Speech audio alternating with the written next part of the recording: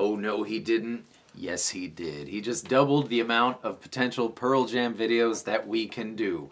I was doing this with a friend at a lesson recently, and it was a really good time, so I thought, why not bring it to you? Not for you, on the bass. This is going to be a beginner, intermediate style kind of, not note for note for note, but just to get your fingers in the right place, because, you know, Jeff Ament is one of those really nuancy basses where there'll be that one thing in that one tiny part of the song that may never happen. We're not going to get every last one, but if you dabble, if you're getting into the bass, or if you're a guitar player who thinks you might want to get into, there's a lot of cool things about the bass. One, if you grab yourself a bass, you can be in any band that you want. Two, if you kind of know how to play the guitar, then you kind of know how to play the bass as well, because the strings, E, A, D, G, are the same as the fat 4 strings on the guitar. And of course, three, it is common knowledge that bassists get all the girls.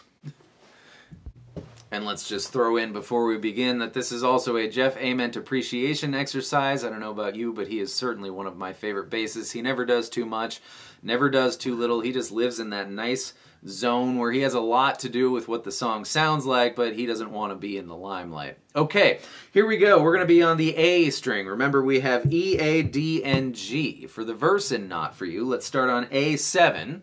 You can give it an epic slide up if you like. He certainly does. The first time, 7, 4, 5. There's actually 2 syllables on the 4. Boom, boom, boom. That happens a bunch of times until the last time of the verse. Whichever time that happens, it's going to be 2, 4, E3. So we got 7, 4, 5.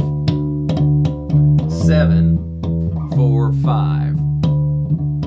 7, 4, 5, and then 2, 4, E3.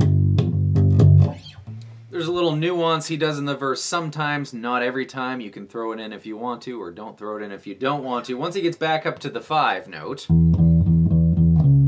he goes 4, 4, 3, which is awesome because that C note's a really dissonant note to hear in this song in that spot, and it's also awesome because it walks down chromatically down to the 2, 1 when you go new, new, new, new, right? So 4, 4, 3, and then the last time 4, 4, 3, 2. Then we have the part where it really kicks. It becomes the chorus the second time, but the first time there's no singing in it. The "this is not for you, this is not for you" part. And we're going to be on the A string 7th fret, down to the E string 3rd fret.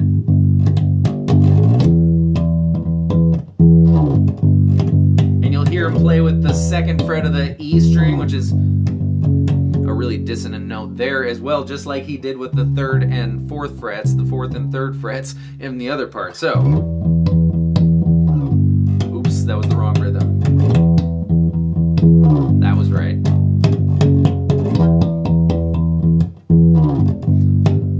You can go down to 1 if you want there. It's hard to tell. Did you know that our ears are not really good at hearing bass? That's why bass amps, there's one here, trust me, have to be like 200 and 300 watts, whereas guitar amps can get away with 40 watts. It's because they have to be much, much, much louder for us to even be able to hear them with our ears. But I'm sure that if you put this bass amp next to an elephant, it would be way, way, way, way too loud. That's why you never see elephants at rock concerts. And then we have the pre-solo solo, the My Friends Call Me Ed part. I think you'll get this just fine. It's just the 1st fret of the E string, that's an F. And the 5th fret, that's an A. Do it once, twice,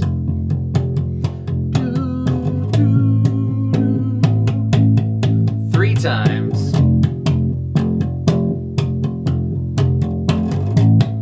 And the 4th time, we're gonna go F into the rock out part with the addition of the low open E string to up the intensity a little bit. That's the real solo, to be clear.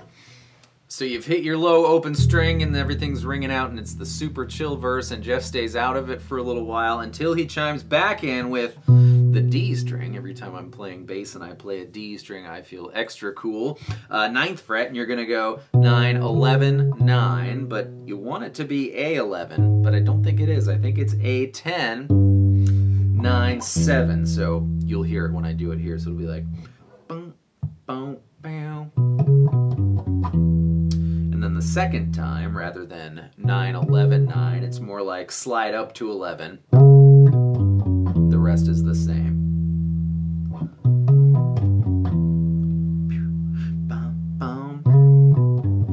Till he comes back in with this, because that was a convenient place to land, right on the 7th fret of the A string.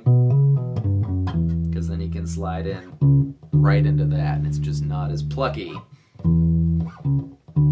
Till it picks up with the,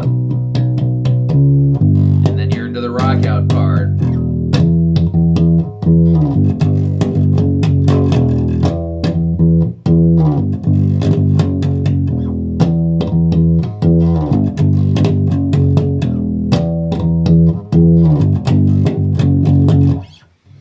And he does that part for some amount of time, and then it sort of disintegrates into a higher intensity version of the verse riff, which he accomplishes by placing the open low E string into the beginning of it. So like, and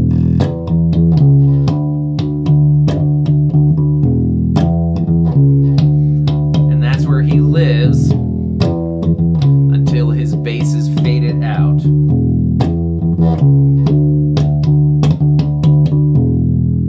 And that's it. Not for you bass and kind of an intermediate, get your hands on the darn thing style. And here's the real information for the 12 to 14% of you who will make it to this part of the video. Thank you so much for being in this part of the video. This is also an earball exercise, because I don't know if you've had the experience of course, listening to a song and hearing the song, or listening to a song and listening to just one part at a time. It's really hard to keep your attention on one part. But now that you know what the bass line is, even if you're never going to pick up a bass, listen to Not For You and try to only listen to the bass for one whole trip through the song. It's a good time, and 2, it will develop your hearing ability by forcing you to place your attention in one specific spot. It'll work with any of the instruments that you want, but sometimes I enjoy turning on Pearl Jam records and only just trying to listen to Jeff.